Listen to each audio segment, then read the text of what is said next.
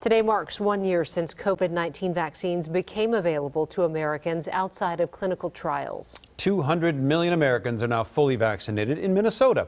That number is more than 3.4 million. And Fox 9's Hannah Flood spoke to an expert from the Mayo Clinic about the Omicron variant and how we can expect vaccines to fight against it. Well, another milestone. 1 week ago today, the Omicron variant was detected here in the U.S. So experts are still learning a lot about this mutation, and they say early indications are it has less severe symptoms and there are some protections from vaccines. The growing threat, and it remains to be seen if Omicron will outcompete Delta, is Omicron. Dr. Greg Polin, an infectious disease and vaccine expert for Mayo Clinic, breaks down what doctors know about Omicron, starting with, is the variant more contagious or deadly than Delta? The early data suggest increased transmissibility, but perhaps less severity.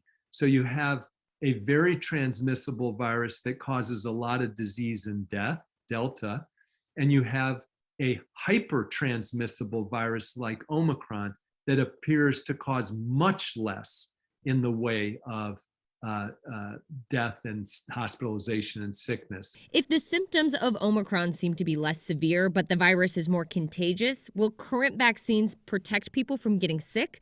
Dr. Polin says yes, early indications are it will, but if it's been a few months since your last shot, you have a higher risk of getting infected. The only thing we can do right now is to get a booster.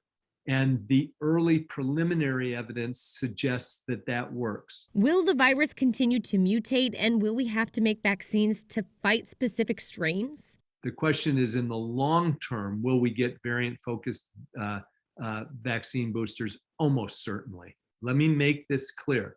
We can no longer eradicate this virus and this disease.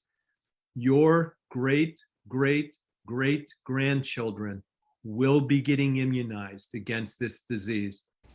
Now today, Dr. Polin really emphasized that because COVID has been detected in animals like lions, tigers, bears, even deer, it's not going away. It's going to continue to mutate like the flu, and vaccines to protect people from it may also have to change. Kelsey. All right, thanks, Hannah.